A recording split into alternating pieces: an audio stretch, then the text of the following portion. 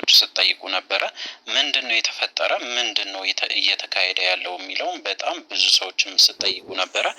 እንግዲህ ያው ፍቅር ጠፍታለች በምን ምክንያት እንደሆነና እጅግ በጣም በሚገርም ሁኔታ እንግዲህ ምን እንደተፈጠረ ፍቅርን እንግዲህ እንደምናውቃት በተለይ ከፉፉ ጋራ በጣም ብዙ ቪዲዮዎችን ስትሰራ እንደነበረ እናስታውሳለን።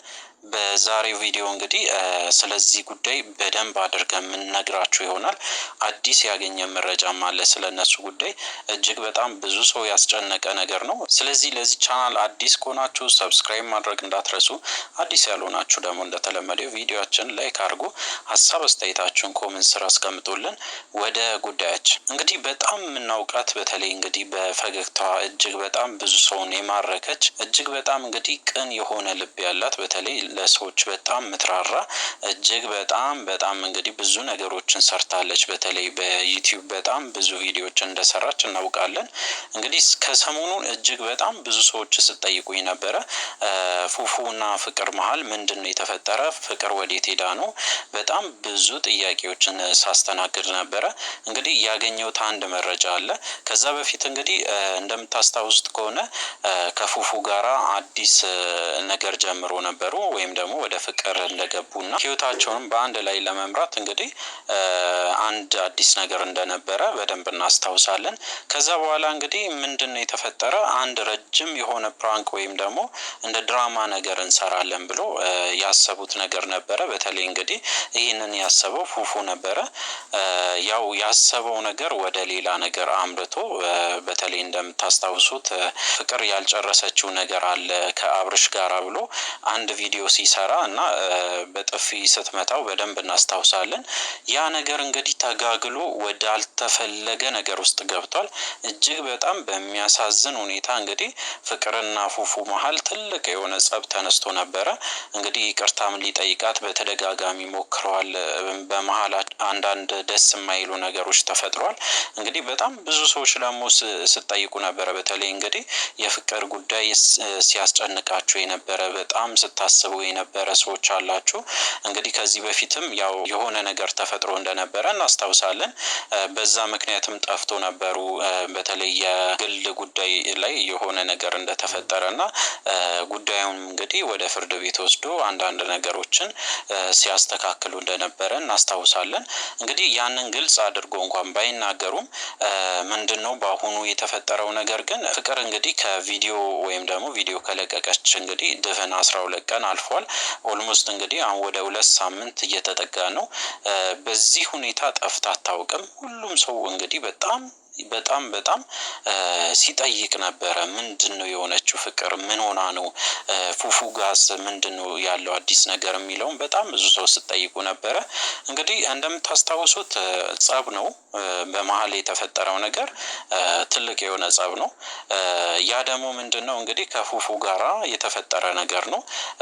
በዛ ላይ ያው ፕራንክ ነው ብሎም አዲስ ቪዲዮም ሰርቶ ለቆ ነበረ ፉፉ ከ4 ቀን በፊት። ያም ሆኖ እንግዲህ ያው ፍቅር ብዙም አላመነችበትም እና በጣም ደግሞ እንደከፋትና ወደ ሚዲያ እንኳን መምጣትም እንደከበዳት ነው ለመረዳት የቻልነው። በተለይ እንግዲህ ከፉፉ ጋራ ያላት በጣም ቀረቤታ እጅግ በጣም ደስ የሚልና ፍቅር የተሞላበት እንደሆነ እናስታውሳለን።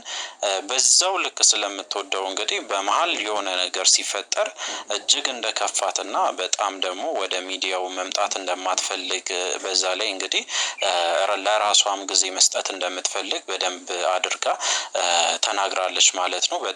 በጣም ታማኝ ከሚባል ሰው እንግዲህ ይሄ መረጃ ደርሶናል።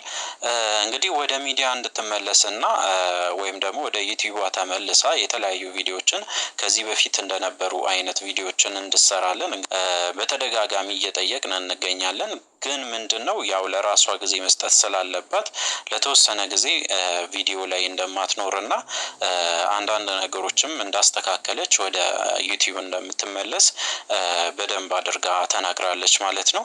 ፉፉ ጋር እንግዲህ ያው ምንም አዲስ ነገር የለም። ፉፉ ደግሞ ምንድነው የሚለው ያው እንደከፋትና በጣም እጅግ በጣም እንዳዘነችበት ያ ለዛ ነገር ደግሞ እንግዲህ ይቅርታ እየጠየቀ እንደሆነና በቻለው መጠን ወደ ሚዲያው እንድትመለስም ለመመለስም የቻለውን እየሞከረ እንደሆነ በደንብ አድርጎ ነግሮናል ማለት ነው። እንግዲህ ያው እንደምታስታውሱት ከሆነ በጣም እንግዲህ ፍቅር ጋር ያለው ነገር ሁሉም ሰው በተለይ ተወዳጅ እንድትሆን ያደረገው ነገር ቅን የሆነ ልብ ስላላት ነው። በተለይ እንግዲህ በሆዷ ምንም ነገር ማትይዝ በትክክል ሚዲያ ላይ የመሰላትን ወይም ደግሞ የተፈጠረውን ነገር እያንዳንዱን ነገር በግልጽ የምታወራ ናት። ከሰው ጋራም በጣም የምትግባባ በጣም እንግዲህ ሳቂታ የሆነች ከዚህ በፊት በተለያዩ ቪዲዮዎች አይተናል።